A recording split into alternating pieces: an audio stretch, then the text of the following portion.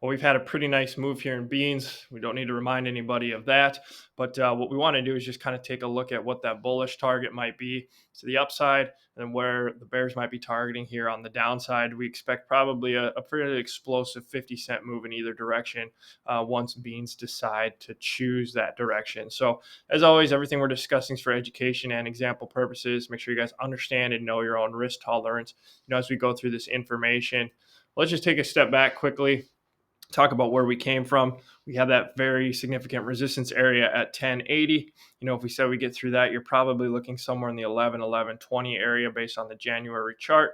We certainly accelerated through that, and now we've kind of run into some selling pressure along with some buying pressure as well.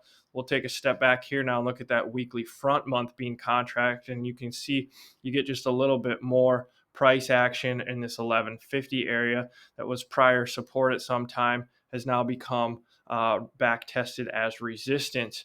Now, when we get down to the daily chart here on soybeans at a little more granular level, I mean, you can clearly see that this area, really between 1120 and 1160, but we'll just call it 1150, is really a fight zone between the bulls and the bears. We've had some wider range, 20, 30 cent days in here as both sides really struggle to take control.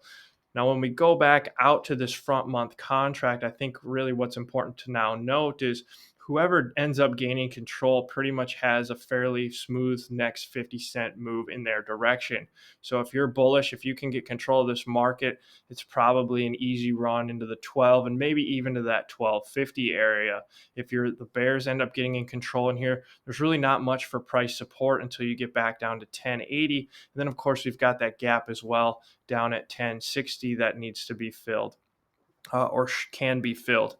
As much time as we spent talking about December corn and that gap above the market at the time at 430 area, we can't ignore a market gap below on soybeans. So for us, like we said, huge fight here at 1150. You can see that on the daily chart, a lot of volatility at this level. Our bias is the next 50 cents is certainly going to be explosive. Pick what team you're on. I think as a producer, it makes sense that to have some orders above the market, maybe around the 12 or into the 1250 area in case we get that explosive move higher. If that's a number that works for you, you can get filled or something like that overnight and not have to get too concerned with the volatility. Same thing on the downside. You could consider put options or even a mental stop out there as well.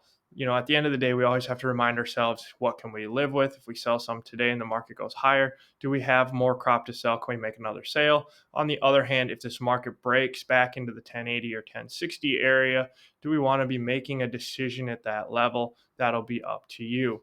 As always, we hope you enjoyed the video. Give us a thumbs up, hit that like button, subscribe to the channel. We always enjoy making the content for you, and God bless.